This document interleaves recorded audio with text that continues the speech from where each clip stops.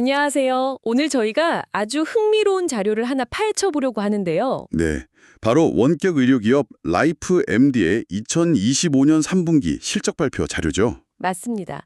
그런데 저희는 경영진이 잘 포장해 놓은 발표 내용은 과감히 건너뛰고요. 진짜 알맹이가 있는 곳으로 바로 들어가는 거죠? 네, 바로 그 질의응답 세션, 월스트리트 애널리스트들의 정말 날카로운 질문과 답변에만 집중해 보겠습니다. 여기가 진짜 속내를 들여다볼 수 있는 곳이거든요. 맞아요.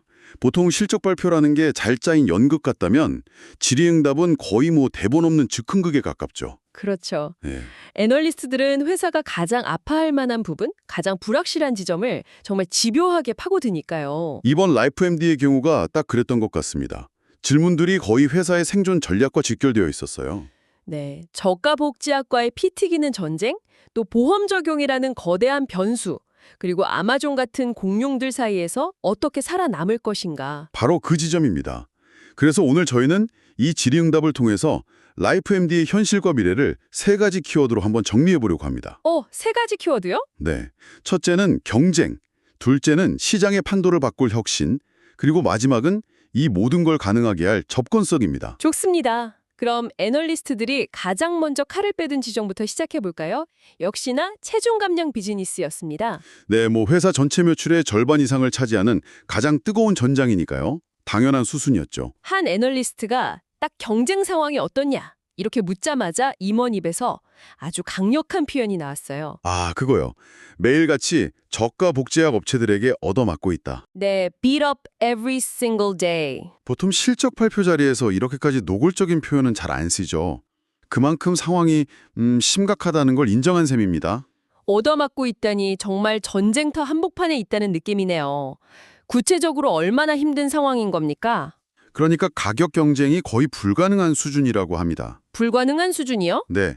경쟁사들은 첫 달 구독료를 $99까지 후려치면서 시장에 뛰어들고 있다는 거죠. 와, $99? 라이프 MD는 위고비나 오젬픽 같은 정품 브랜드 약을 취급하는데 이런 저가 공세, 정면으로 맞서 싸우기는 어려운 구조죠. 그렇겠네요. 심지어 한 임원은 이 복제약 시장 경쟁이 좀 나아질 줄 알았는데 현실은 훨씬 더 나빠졌다고까지 했어요. A lot worse라고요. 아, 더 나빠졌다고요? 그렇다면 라이프 MD는 그냥 이 싸움을 포기하겠다는 걸까요? 아니면 다른 계획이 있는 걸까요? 매일 얻어맞고만 있을 수는 없잖아요. 바로 그게 이번 질의응답의 핵심이었습니다. 라이프 MD의 전략은 버티기 그리고 장기전으로 요약할 수 있습니다. 버티기와 장기전. 네, 단기적인 출혈은 그냥 감수하고 있는 거예요. 왜냐하면 FDA가 결국에는 이 안전성이 검증되지 않은 복제약 시장을 단속하고 정리해 줄 거라는 아주 강한 믿음이 있거든요. 아, 일종의 규제에 대한 기대감이군요. 그렇죠. 지금 당장은 저가 공세에 밀리는 것처럼 보여도 나중에 시장이 정상화되면 안전한 브랜드 약을 취급해온 자신들이 최종 승자가 될 거다. 여기에 베팅을 하고 있는 겁니다. 아, 그러니까 지금의 고통은 미래 시장 지배력을 위한 일종의 투자 비용 같은 거군요. 맞습니다. 존버 전략이죠. 하지만 마냥 기다릴 수만은 없을 텐데요. 이 힘든 시기를 버텨내고 또 시장이 정상화되었을 때 확실히 승기를 잡으려면 뭔가 무기가 필요할 것 같은데요. 네, 정확합니다. 애널리스트들의 질문도 바로 그쪽으로 넘어갔죠. 그래서 당신들의 무기는 뭐냐? 그렇죠. 그 질문에 대한 답이 두 가지로 제시됐습니다. 바로 가격과 보험입니다. 가격과 보험. 먼저 가격. 이건 정말 파격적인데요. 브랜드약 제조사인 노보노디스크랑 직접 협력을 해서 위고비와 오젬픽 첫 두 달치를 $199에 제공하겠다고 밝혔습니다. 잠깐만요. $199요? 기존 가격에서 60%나 할인된 거 아닌가요, 이거? 네, 맞습니다. 60% 할인입니다. 이건 거의 복제약이랑 비슷한 가격대까지 내려온 건데요. 브랜드 약이 비싸서 망설였던 사람들한테는 엄청난 유인책이 되겠어요. 바로 그겁니다. 브랜드약의 가장 큰 장벽이었던 가격을 허물어서 소비자들이 이 가격이면 굳이 안전성이 불확실한 복제약을 쓸 필요가 없겠네. 이렇게 생각하게 만들겠다는 거죠. 아, 저가 복제약 시장의 가장 큰 무기를 무력화시키려는 아주 공격적인 한 수네요. 그렇죠. 가격 말고 또 다른 무기도 있나요? 물론입니다. 어쩌면 이게 진짜 게임 체인저가 될 수도 있습니다. 뭔가요? 바로 먹는 약의 등장입니다. 내년 1월에 경구용, 그러니까 알약 형태의 위고비가 출시될 걸로 예상되는데 경영진은 이게 엄청난 촉매제가 될 거라고 기대하고 있었어요. Massive Catalyst라고 표현했죠. 잠깐만요. 먹는 약 이야기가 나오니까 갑자기 그림이 확 달라지네요. 그렇죠. 이게 단순히 주사를 맞느냐, 알약을 먹느냐의 편의성 문제를 넘어서는 건가요? 그렇습니다. 한 임원이 개인적인 의견이라는 전제를 달긴 했지만 아주 흥미로운 예측을 내놨어요. 어떤 예측이죠? 전 세계적으로 주사 바늘을 무서워하는 이른바 니들 포비아를 가진 사람이 엄청나게 많다는 거죠. 아, 네. 저도 좀 무서워하는데요. 이 사람들만 시장으로 끌어들여도 전체 비만 치료제 시장이 현재보다 25%에서 최대 50%까지 커질 수 있다는 겁니다. 50%요? 네, 이건 완전히 새로운 수요를 창출해서 아예 시장의 파이 자체를 키워버리는 효과를 가져올 수 있다는 거죠. 와, 시장이 50%나 커질 수 있다니 이건 정말 판을 뒤흔들 수 있는 잠재력이네요. 맞습니다. 가격을 낮추고 복용 편의성을 높여서 잠재 고객을 끌어모은다. 그런데 여기서 끝이 아니었죠. 접근성을 높이는 마지막 퍼즐 조각, 바로 보험이었습니다. 이 부분이 정말 놀라웠습니다. 최근에 라이프MD가 일부 고객을 대상으로 약값의 보험 적용을 테스트하기 시작했는데 신규 고객 한 명을 데려오는 데 드는 비용, 즉 CPA라고 하죠. 네, 커스터머 아퀴지션 코스트 이 CPA가 무려 33%나 감소했다고 합니다. 33%요? 광고나 마케팅 비용이 3분의 1이나 줄어들었다는 거잖아요. 이건 사업 모델 전체를 바꿀 수 있는 수치인데요. 그렇죠.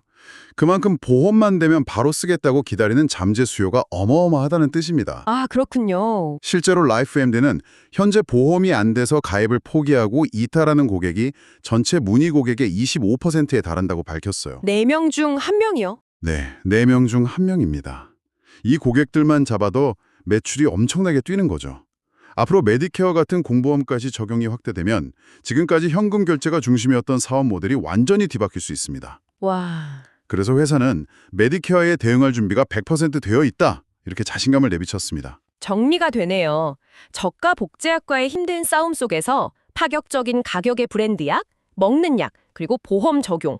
이 세 개의 강력한 무기를 준비하고 있다는 거군요. 맞습니다. 그런데 여기서 한 애널리스트가 정말 본질적인 질문을 던졌습니다.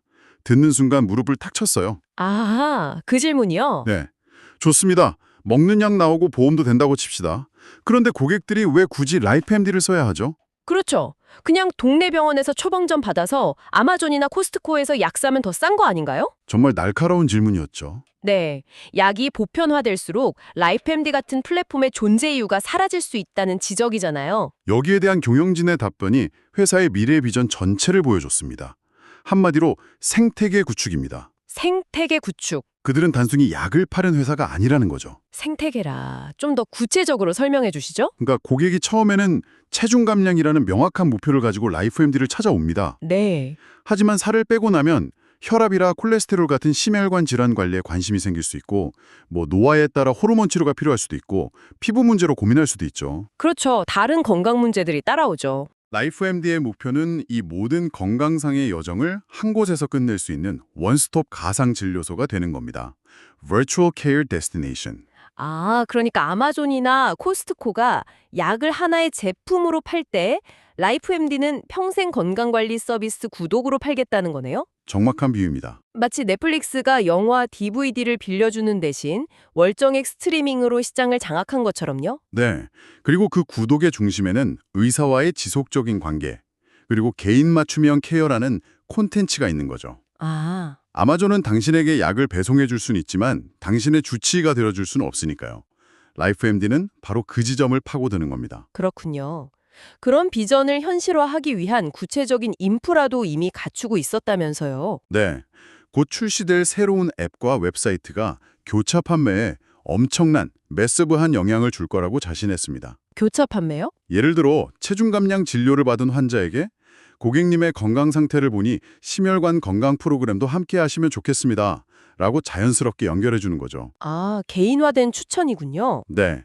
이렇게 추가적인 마케팅 비용 없이도 하루에 50건에서 100건의 신규 상담이 다른 진료 과목에서 자연스럽게 발생할 수 있다고 기대하고 있었습니다. 일단 한번 플랫폼 안으로 들어온 고객을 계속 묶어두는 락인 효과가 엄청나겠네요. 그리고 또 하나의 핵심 경쟁력이 있습니다. 바로 자체적으로 보유한 530A 조제 약국입니다. 530A 조제 약국이요? 네, 이게 아마 아마존이나 코스트코는 절대 따라할 수 없는 부분입니다.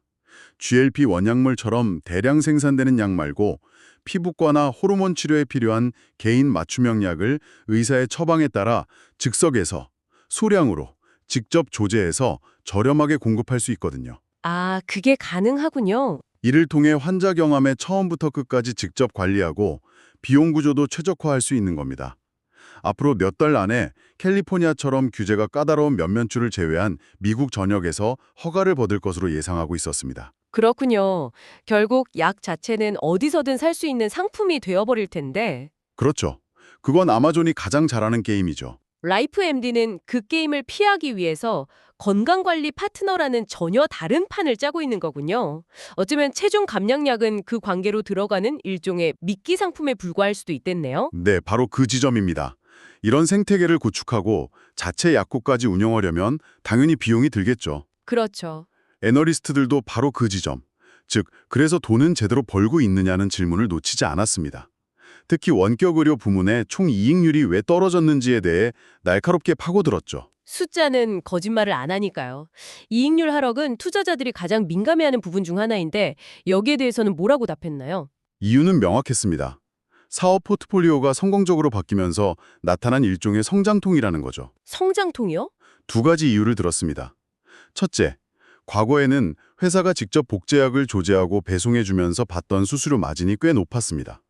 하지만 이제 정품 브랜드 약 판매로 전환하면서 이 수수료 수입이 줄어들었고요. 아, 장기적으로 옳은 방향으로 가기 위해 단기적인 마진을 일부 포기했다는 거군요. 맞습니다. 그리고 두 번째 이유가 더 중요한데요. 뭔가요? 기존의 주력 사업이었던 남성 건강, 렉스 MD 부문은 마진율이 80% 후반대로 아주 높습니다. 네. 그런데 최근 폭발적으로 성장한 이 체중 감량 부문의 마진은 그보다 낮거든요. 이 체중 감량 부문이 전체 매출의 50% 이상을 차지할 정도로 커지다 보니 전체 평균 이익률이 자연스럽게 희석되었다는 설명입니다. 일종의 행복한 고민이네요.